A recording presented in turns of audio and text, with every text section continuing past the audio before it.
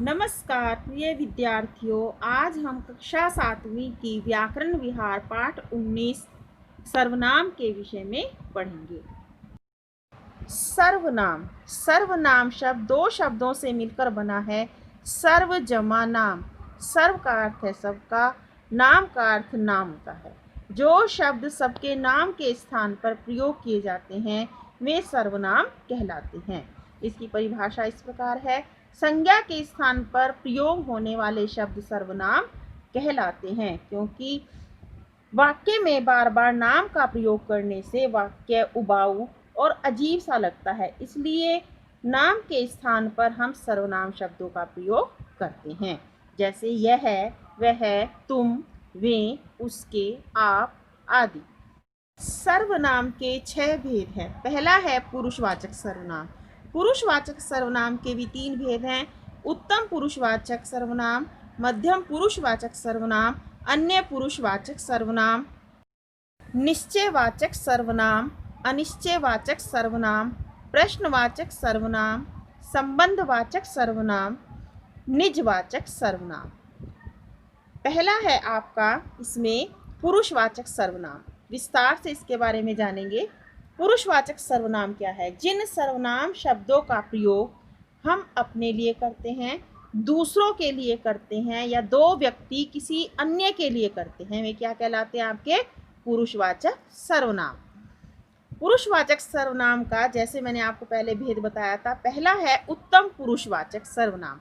उत्तम कौन होता है? मैं, यानी जो मैं हूँ वो सबसे श्रेष्ठ अपने आप को मानता हूँ। तो ये क्या हुआ? जहाँ पर मैं, हम, मेरा, हमारा, इन शब्दों का प्रयोग होता है वो क्या कहलाते हैं? आपके उत्तम पुरुषवाचक सर्वनाम। यानी जिन शब्दों का प्रयोग हम सिर्फ अपने लिए करते हैं वे उत्तम पुरुषवाचक सर्वनाम कहलाते हैं। यहाँ पर उदाहरण भी दिया हुआ है, जैसे मैं अभी बहुत छोटा हूँ। मैं क्या हुआ? आपका उत्तम पुरुषवाचक सर्वनाम। अब हमें चलना चाहिए।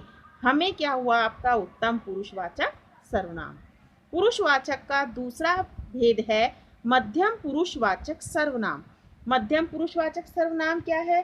जिन सर्वनाम शब्दों का प्रयोग सुनने वाले या श्रोता के लिए किया जाता है वो क्या कहलाते हैं? आपके मध्यम पुरुषवाचक सर्वनाम। यानी जो मैं हूं वो किससे बात कर रहा हूं? सामने वाले व्यक्ति से। तो उसे हम कैसे संबोधित करेंगे? तुम, तेरा, आपका, तुम्हारा। यहाँ पर उदाहरण भी मैंने दिए हैं। तुम बहुत बोलते हो। इसमें तुम यानी मैं किससे बात कर रहे हैं? तुमसे। तो तुम यहाँ पर आया, तुम क्या हुआ? आपका मध्यम पुरुषवाचक सर्वनाम। आप हमारी गाड़ी में बैठिए। आप यहाँ पर रेखांकित किया गया है।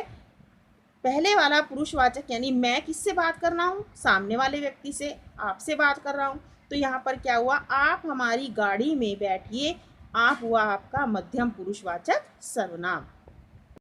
तीसरा है आपका अन्य पुरुषवाचक सर्वनाम। जिन सर्वनाम शब्दों का प्रयोग किसी अन्य के लिए किया जाए वे क्या कहलाएंगे? आपके अन्य पुरुषवाचक सर्वनाम। जैसे वह, वे, इसका, उन्हें। यहाँ पर मैंने उदाहरण भी लिखे हुए हैं। पहला है उन्हें यहाँ बुला लाओ। दो व्यक्ति किसके बारे में बात कर रहे हैं? मैं और तुम किसके बारे में बात कर रहे हैं? किसी तीसरे के। तो क्या कह रहे हैं? उन्हें यहाँ बुला लाओ। उन्हें क्या हुआ? आपका अन्य पुरुषवाचक सर्वनाम। वे लोग दिल्ली जा रहे हैं। वे क्या हुआ? आपका अन्य पुरुषवाचक सर्वनाम। दूसरा भेद है आपका निश्चयवाचक सर्वनाम। निश्चयवाचक सर्वनाम क्या है? जिन सर्वनाम शब्दों से किसी निश्चित व्यक्ति, वस्तु, प्राणी, स्थान के बारे में पूरा ज्ञान हो, यानी पूरी तरह से कंफर्म हो, वह क्या कहलाएगा? आपका निश्चयवाचक सर्वनाम। जैसे यह, वह, इसे, ये आदि।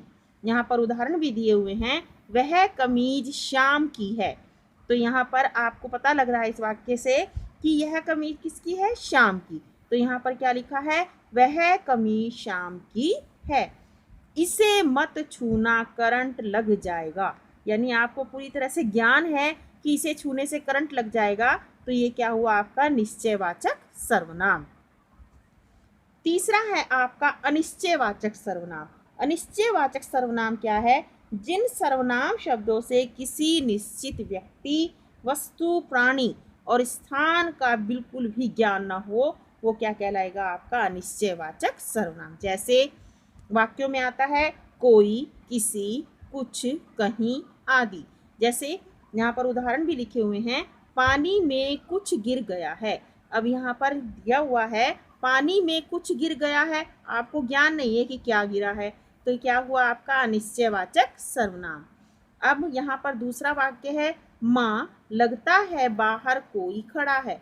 आप माँ से कह रहे हैं कि बाहर कोई खड़ा है। अब आपको बिल्कुल भी पता नहीं है कि कौन खड़ा है, तो जब आपको निश्चित ही नहीं हुआ कि कौन खड़ा है, तो यहाँ पर क्या हुआ? कोई से अनिश्चयवाचक सर्वनाम। नंबर 4 पर आता है आपका प्रश्नवाचक सर्वनाम। जिन सर्वनाम शब्दों का उपयोग किसी व्यक्ति, वस्तु, प्राणी या स्थान के बारे में प्रश्न करने के लिए किया जाता है, वे क्या कहलाते हैं? आपके प्रश्नवाचक सर्वनाम। जैसे कौन, क्या, किसने, किसे। यहाँ पर वाक्य भी मैंने उदाहरण के लिए दिए हैं। यहाँ पर दिखा हुआ है तुम क्या कर रहे हो। यहाँ पर हम प्रश्न कर रहे हैं, तो ये क्या हुआ? आपका प्रश्नवाचक सर्वनाम। कौन आया था, यहाँ भी प्रश्न हो रहा है कि कौन आया था, तो यहाँ पर क्या हुआ? आपका प्रश्नवाचक सर्वनाम। 5वां है आपका संबंधवाचक सर्वनाम। संबंधवाचक सर्वनाम जो सर्वनाम शब्द वाक्य में प्रयोग किए गए अन्य सर्वनाम शब्दों से संबंध होने का बोध कराएं, वो क्या कहलाएंगे? आपके संबंधवाचक सर्वनाम। जैसे यहाँ पर दिया हुआ है जैसा, वैसा, जो, सो, जिसकी, उसकी। पहला उदाहरण है यहाँ पर, जिसकी लाठी उसकी भैंस। अब जिसकी का संबंध किससे है? उसकी से, तो जिसकी लाठी है उसकी भैंस है। जो पढ़ेगा वो विद्वान बनेगा, यानी जो पढ़ेगा, जो का संबंध किससे है? वो से। जो पढ़ेगा वो विद्वान बनेगा। ये क्या हुआ? आपका संबंधवाचक सर्वनाम। छठा है आपका निजवाचक सर्वनाम। जिन सर्वनाम शब्द से स्वयं का बोध हो, उसे क्या कहते हैं? निजवाचक सर्वनाम। जैसे स्वयं, आप, खुद, अपने आप आदि। यहाँ उदाहरण भी दिए हुए हैं। बच्चा अपने आप खड़ा हो गया, यानी बच्चे का यहाँ पर पता लग रहा है अपने आप खड़ा होना, तो ये क्या हुआ? आपका निजवाचक सर्वनाम। मैं स्वयं पत्र लिख दूंगा। अब स्वयं किसके लिए आया है? खुद के लिए। मैं स्वयं पत्र लिख दूंगा, निज के लिए आया है, इसलिए क्या हुआ? आपका निजवाचक सर्वनाम। प्यारे बच्चों, आशा है आपको यह पाठ अच्छी तरह से समझ में आ गया होगा। इससे संबंधित भाषा बोध का कार्य यहाँ पर दिया जा रहा है, इसे हल करने का प्रयत्न करें। धन्यवाद।